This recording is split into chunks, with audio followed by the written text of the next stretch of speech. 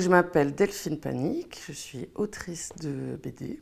J'ai fait des études de lettres, j'ai fait 5 ans d'études de lettres modernes.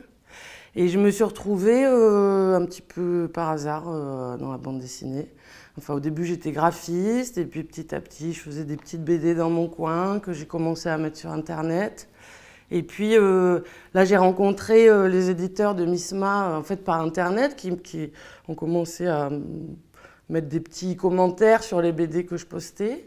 Puis ensuite, on s'est rencontrés dans les festivals, on s'est bien entendus. Et puis, ils m'ont demandé de faire un album, quoi.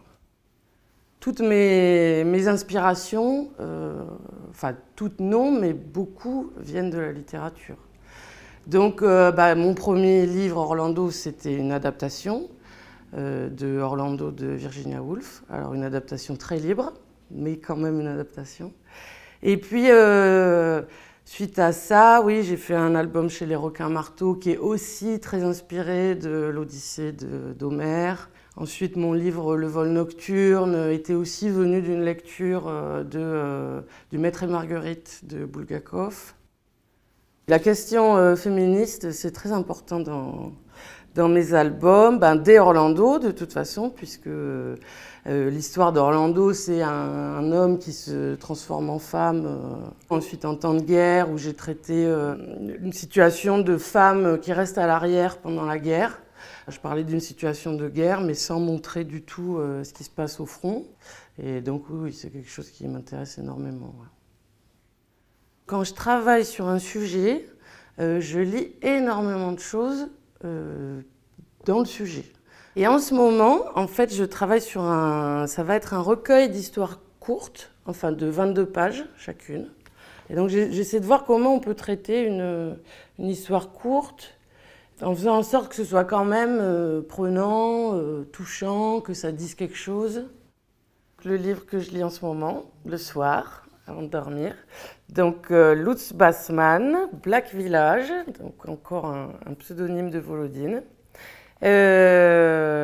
Donc 3 personnages qui sont perdus on ne sait où et qui se racontent des histoires qui ne finissent pas. Voilà. Donc voilà, ça m'intéresse beaucoup sur le traitement des histoires courtes et de comment elles peuvent finir. Le livre sur lequel je travaille là actuellement, ça parle essentiellement de migration économique en fait. Donc des femmes qui se déplacent pour faire des saisons, voilà, qui vont être saisonnières. Et à chaque fois, c'est des femmes qui sont mères célibataires. Voilà. Et donc la question des enfants se pose aussi pour elles. Est-ce qu'elles prennent leurs enfants avec elles? Est-ce qu'elles les laissent à la maison? Comment elles font pour les laisser à la maison? Et donc pour ce projet-là, je me sers beaucoup de mes voyages et de mes résidences.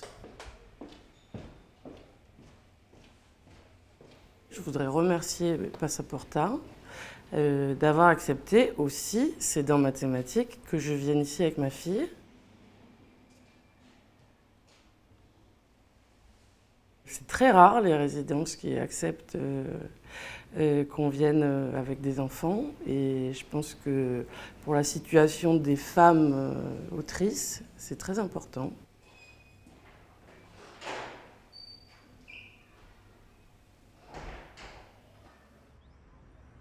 Je réfléchis beaucoup à ce que je vais faire sur Bruxelles. Pour l'instant, je suis un peu dans les souterrains. Je me suis un peu intéressée au passage de la Seine là, qui passe en souterrain. Moi, j'aime beaucoup les villes où il y a un fleuve qui passe. Et puis là, je me suis dit, mais il y a une rivière dans cette ville, mais où est-elle? Ouais, donc voilà, donc pour l'instant, bon, je suis en cours d'écriture, donc je ne sais pas exactement ce qui va se passer, mais il est possible que j'ai quelques moments de rivière souterraine dans ma prochaine BD, et peut-être que ça ressemblera un peu à cet endroit.